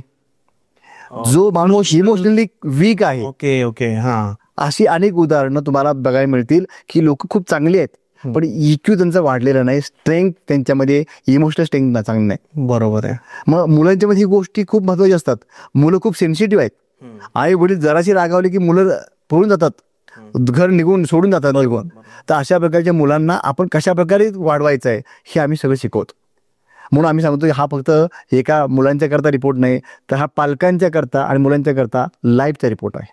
सर मग आता मी तुमच्याकडून हा रिपोर्ट घेतला, मी माझ्यासाठी घेऊ शकतो आणि मुलीसाठी घेऊ शकतो. आम्ही रिकमेंड करतो पालकांना देखील. ओके. कारण तुम्ही स्वतःला ओळखा ना, स्वतःला ओळखलं मी कोण आहे कळालं तर मला दुसऱ्यांच्या बद्दल मला कळून घेता येईल की मला हा व्यक्ती कोण आहे. मग आता तुम्ही बोलले सर की 60 पानांचा रिपोर्ट आहे, आता ते खूप डिटेल आहे, म्हणजे मी तर बघितलं आहे, ते तर काही गोष्टी कळत पण कळणार नाही. ते एक्सप्लेन कोण करतो? हे आम्ही हे एक गोष्ट आमच्याकडे अशी आहे की फक्त आम्ही रिपोर्टचे पैसे घेतो, काउन्सिलिंगचे पैसे घेत नाही. काउन्सिलिंग थोडा फ्री ऑफ कॉस्ट आहे आणि ते काउन्सिलिंग साधारणतः 1 तास कमी चालतंय. आणि हे डिटेलमध्ये पालकांना देखील सांगतो, त्या मुलांना देखील सांगतो की तुला कसं वागायचं आहे. ह्यामध्ये तुम्हाला दाखवलेला रिपोर्ट हा तुमचं भविष्य सांगत नाही, ही तुमच्यातली स्ट्रेंथ सांगतो. तुमच्यामध्ये ह्या चांगल्या गोष्टी आहेत, ह्या तुम्ही वाढवल्या तर तुम्हाला पुढे जाता येईल. बरोबर. मग हे तुमचा लाईफ पार्टनर चूज करताना देखील आहे. बघा एक अजून एक आमची गोष्ट खासियत काय आहे की हा रिपोर्ट काढल्यानंतर तुम्हाला लाईफ सपोर्ट देतो आम्ही. म्हणजे तुम्ही लाईफ टाईम त्यांना तुमचं जे लॉ ऑफ अट्रॅक्शन वगैरे सगळ्या गोष्टी सांगतात. हा रिपोर्ट घेऊन एखादा व्यक्ती, समजा मुलगा माझ्याकडे आला की मला पालक आले की या मुलाचं मला सांगा काय करिअर कसं चूज करायचं, काय काय आम्ही सगळं सांगणार ते थोडं सांगेन पुढं.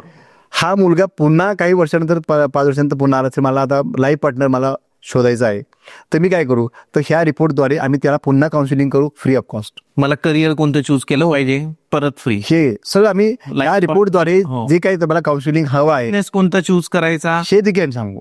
हा लाईफ टाईम सपोर्ट आहे, हे कोणी करत नाही.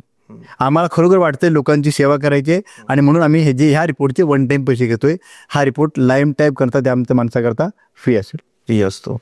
प्लस आता करिअर चूज करताना काय होतं बघा, बऱ्याचशा लोकांना करिअर चूज कसं करायचं माहिती पडत नाही. काय होतं, एक काही ट्रेंड येतात, ट्रेंड जसं आमच्यावर एक ट्रेंड आला होता डीएड, जो उठतो तो डीएडला जायचा, डीएड करतो.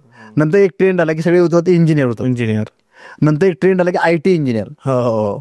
आता ट्रेंड सध्या BCom वगैरे कॉमर्स साईडला जाण्याचा ट्रेंड आलेला. बरोबर. अशा ट्रेंडच्या मागे काही लोक जातात. हा पहिला आहे. दुसरं काय, पालक स्वतः सांगतात की मुलांना की तुम्ही मी हे केलेलं आहे तर तुम्ही देखील हे करा. उदाहरणार्थ इंजिनियर पालक असतो तो म्हणतो इंजिनियर करा, डॉक्टर करा, पण त्या मुलामध्ये हे टॅलेंट आहे का हे बघायला पाहिजे. बरोबर आहे. त्यामुळे हे दुसरा भाग झाला की कशा भाग आपण चूज करतो. तिसरी गोष्ट म्हणजे मुलं काय करतात, त्यांची मैत्रीण गेली कुठे फॅशन डिझायनिंगला तर मला पण तिकडे जायचंय. बरोबर. मुलगा कुठे जातो ॲनिमेशनला तर मी पण तिकडे जातो, म्हणजे एखादा त्यांचा मित्र. तर अशा प्रकारे करिअर चूज करून चालत नाही. मी म्हणतो की तुमच्यातलं इनबॉर्न टॅलेंट चेक करा, तुमच्यातला हा रिपोर्ट काढा आणि रिपोर्ट काढल्यानंतर तुम्हाला प्रॉपर काउन्सिलिंग केलं जाईल आणि तुमच्यामध्ये जी खासियत आहे त्या भागामध्ये तुम्ही जर गेला, बरोबर. त्या इंडस्ट्रीमध्ये तुम्ही गेला, तर तुम्हाला आयुष्यभर आनंद मिळेल. कारण जी गोष्ट तुमच्या आतमध्ये आलेली आहे, जी गोष्ट ती उपजत आलेली आहे, जी गोष्ट आईवडिलांकडून आलेली आहे, त्या गोष्टीमध्ये तुम्ही काम करू शकता. त्यामध्ये आनंद तुम्हाला मिळू शकतो आणि त्याबद्दल तुम्हाला कशा पद्धतीने पुढे जायला लागेल ह्याचं पूर्ण काउन्सिलिंग आम्ही प्रॉपर करतो. एक्झॅक्टली. खूप सुंदर रिपोर्ट आहे सर. म्हणजे तुमचं पूर्ण जीवनाचं या रिपोर्टमध्ये येऊन जातं. कारण याच्यामध्ये फक्त फिंगरप्रिंट्स वरून नाहीये, तर त्याच्यासोबत MCQ, एक इंटेलेक्च्युअल टेस्ट पण घेतली जाते. सायकोमेट्रिक इनबाउंड जे आहे आपलं तेही त्याच्यावरून कळतं. पूर्ण माहिती. इंटरेस्टिंग आहे सर. आणि ह्याचे खूप रिझल्ट्स आहेत. आम्ही मुलांना जे काउन्सिलिंग करतोय, जे मगाशी आपल्या पार्टमध्ये आपण सांगितलं की मुलांना आम्ही काही टेक्निक शिकवतोय, मेमरी टेक्निक आहे, स्टडी टेक्निक्स आहेत, ह्या सर्वांचा रिझल्ट जर तुम्ही विचाराल ना, माझ्याकडे असे काही विद्यार्थी आहेत की 60% होते मार्क, ते डायरेक्ट 95% जातात. अरे बापरे. म्हणजे आम्ही मुलांना टेक्निक शिकवत नाही, तर एक चांगला विद्यार्थी, चांगला माणूस घडवण्याचं आम्ही काम करतोय. बरोबर. पालकांची त्याचे नातेसंबंध कसे असावे, रोल ऑफ पॅरेंट्स पालकांना समजून सांगतोय, त्या विद्यार्थ्यांना सांगतो तुझा रोल काय आहे, तू कसं वागलं पाहिजेस, हा पूर्ण आम्ही माणूस तू घडवतोय. असे आत्ता अनेक असे आम्हाला आता हे आलेले आहेत रिझल्ट लागल्यानंतर की जो मुलगा 71-72 पर्यंत क्रॉस करत होता, तो त्यापुढे जाऊ शकत नव्हता, काही अगदी केले प्रयत्न 75 जाऊ होता, त्या मुलाला आम्ही सगळे टेक्निक शिकवले, ते प्रॉपर आमचं पर्सनल कोचिंग घेतलं, तो मुलगा आता 89% मार्क मिळवले 10वीला. अरे वा. तो खुश आहे, ते पेरेंट्स खुश आहेत की आम्हाला खूप चांगली माहिती मिळाली. मग ही गोष्ट एकदा शिकवलेली गोष्ट आहे, ती तुम्ही पुढच्या वेळी पण वापरणार आहात, तुम्ही 11वीला वापरणार आहात, 12वीला वापरणार आहात, तुमच्या पुढच्या आयुष्यामध्ये वापरणार आहात. करेक्ट. एक विद्यार्थी असा होता की जो पास होईल का याची गॅरंटी नाही, 40-50% खूप झाले असतं पालकांना वाटायचं. आणि मुलगा खूप, बघा प्रत्येक माणसं हुशार आहेत, प्रत्येक मुलं हुशार असतात, पण त्यांना ती गोष्ट कशी वापरायची माहिती नसतं. आमच्याकडे आम्ही त्याचं पूर्ण ट्रेनिंग देतो आणि पर्सनल कोचिंग घेतो, अजून त्याला जास्त परिणाम त्याचा होतो की त्या मुलाला आता 71 मार्क मिळाले, की जो मुलगा 50% देखील मिळवू शकणार नव्हता. आमच्या असे काही आमचे सामाजिक देखील उपक्रम आहेत ज्या आम्हाला शाळेमधून वगैरे बोलावलं जातं. आताच एका आदिवासी शाळेचा रिपोर्ट आला की त्या शाळेमध्ये आमचे काही लेक्चर्स ठेवले गेले होते आणि त्या लेक्चरचा परिणाम असा झाला की त्या शाळेतले 97% त्या शाळेचा रिझल्ट लागला की जो आता पण कधीच लागला नव्हता. खूप सुंदर सर. म्हणजे लॉ ऑफ अट्रॅक्शन हा फक्त पैसा करता नसतो, तो तुमच्या नातेसंबंधाकरता असतो. या ठिकाणी विद्यार्थी पालक नातेसंबंध आहेत, विद्यार्थ्यांनी त्यांचे गुरु यांचे नातेसंबंध असतात, तर ते नातेसंबंध कसे वापरायचे, तो लॉ ऑफ अट्रॅक्शन कसा जीवनात वापरायचा हे आम्ही शिकवतोय. ते माइंड ट्रेनिंग कसं द्यायचं लोकांना, काय प्रत्येक काय गोष्ट आहे. मग अशी सरांनी सांगितलं की फोबिया, ती भीती कशी काढायची, राग कसा काढायचा, एखाद्या राग देखील आपण कमी करू शकतो.